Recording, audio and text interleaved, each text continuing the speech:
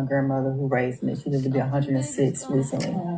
And I saw a true heart in a wife for her husband. He was in the Navy. So much so when he passed, she never remarried. She could have, but I saw so much honor she had and respect for him. So with me, after it is a process of healing.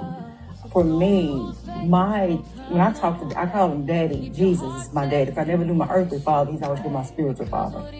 But I know my growth now is because I'm asking God, when he do send me a husband, whenever that is, when he does, how would I be the right wife that he needs to be?